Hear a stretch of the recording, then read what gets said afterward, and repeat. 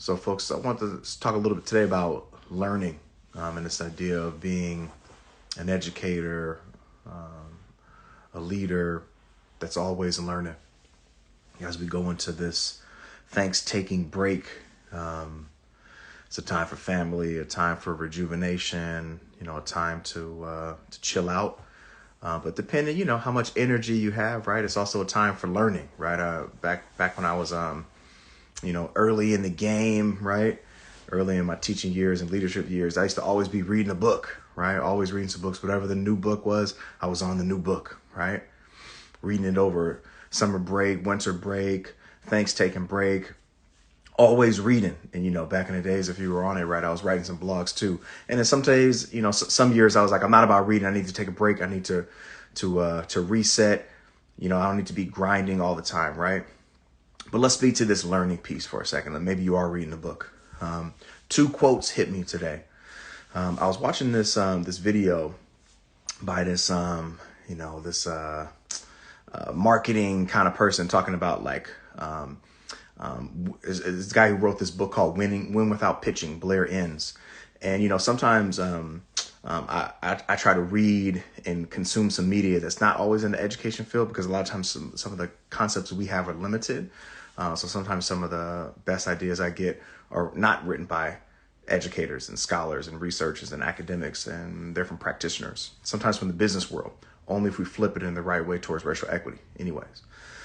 So the dude, Blair Enns, wrote this book, Win Without Pitching. And the quote that hit me today, he said, when you're a leader of a place trying to set the culture of change, a culture of constant improvement, he said that when folks enter your organization, that may be you're the principal of the school, maybe you're the superintendent of the district, maybe you're the teacher in the classroom, right? But you're leading that space. When folks enter that space, you need to know that they're entering a space of constant learning. But the quote he wrote into his book, and I heard him reading on the video, was powerful. He said, folks need to believe that when they enter your organization, they are coming into a place of never-ending learning. Okay, sounds good, powerful. Yeah, we want to say that we're lifelong learners. We put that in our mission statements and all that kind of stuff, right? But he said they also need to understand that they have entered a place where the pace of learning never lets up. And I was like, whew, that's powerful, right? It's one thing to come into a place where we're always learning. Cool. Always reading some books, blah, blah, blah, some quotes. Cool. But the pace of learning never lets up.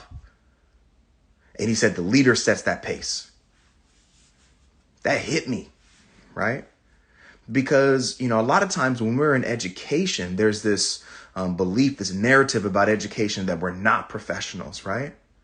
That we don't know what we're talking about. So everyone thinks they know what we should be doing, whether they're policy makers or just regular citizens in the community. They believe they know what's going on. They don't believe that we're coming in as professionals. So we have to push back on that to consistently be professionals, not just professionals, but learning professionals, right? Folks that are constantly going to conferences, taking workshops, reading books, engaged in an intellectual conversation. It's important that we continue in that. But what I loved about what he said is the pace of learning never lets up. Now, that's not to say, that I'll contrast that for a second, right? And say that early in the game, I was a little bit on my martyrdom tip, right? At that pace of never letting, that I never took a break, right? And we burn ourselves out. We don't take no days off. We're sick. We working sick. I got a hoarse voice. I'm at school typing on a pad because I don't got no voice. I'm at school running around in a wheelchair because I pulled my calf muscle playing basketball, being too old to be playing basketball anyway, but I'm still at work trying to do the work instead of taking a break.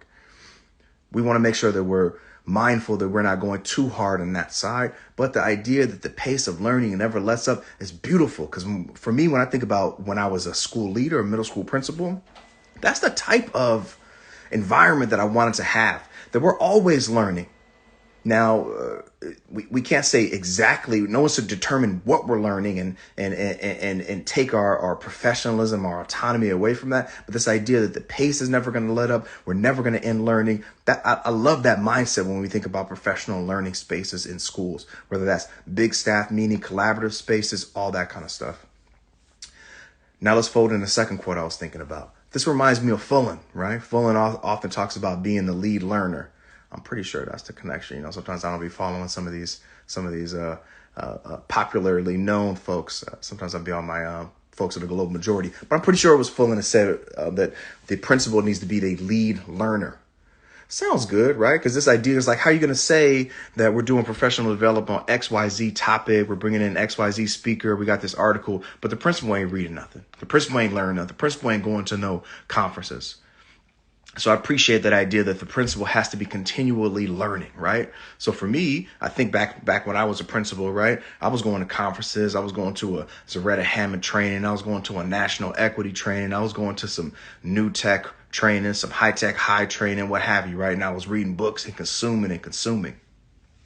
So let me fold it in this last piece. Sounds good, right? But we could be being the lead learner, a continuous cycle of improvement, never letting up, but we could be learning the wrong things, right? We could be on some standards aligned curriculum. That's it. The Standards Institute. And, I don't know who's watching and how you feel about that, but we could spend a lot of time. People spend a lot of time on learning spaces and conferences and books that are not necessarily saving or supporting our young people or changing the numbers, but they make some glossy titles and they charge a nice little price to get you down to this 4-day, 5-day conference.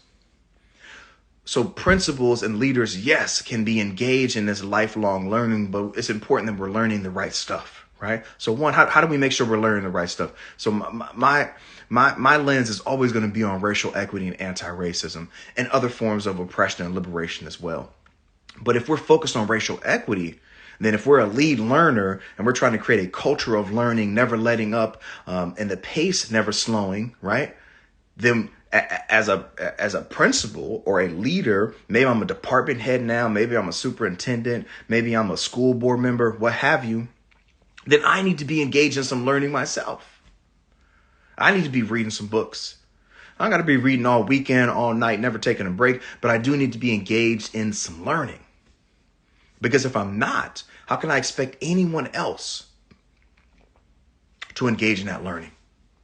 If I'm not, now let's fold in another piece of the racial equity work. We know the racial equity outcomes and change starts with inside. It's going to go inside, outside. Yes. So that means I got to be engaged in some personal growth on my own. If I'm not trying to learn more, reflect more, discuss more, be vulnerable, honor my mistakes more, name my goals more. If I'm not going to do that personally and publicly, then there's no reason for me to expect anyone else to, right? No one's going to follow no one, right? But people can follow someone who's willing to kind of be brave and do that. Not brave with mandates, but brave with vulnerability, right?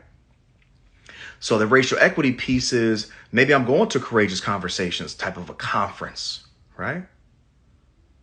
To work on myself. If I'm a person of color, then I'm not just looking for the training that white people need. I'm looking for the training that people of color need, right? I'm going to some Free People's Free Minds type training. I'm going to some iTalk, right? I'm going to some hip hop ed training, right? Things that speak to me. And then I'm coming back as a leader, sharing my reflections, some of my thinking, right? And then saying, this is the type of environment that I want us to have in the building, in the department, in the district. And I invite folks to follow suit and to join in and say what type of learning you need, but it needs to be sure that it's moving towards racial equity.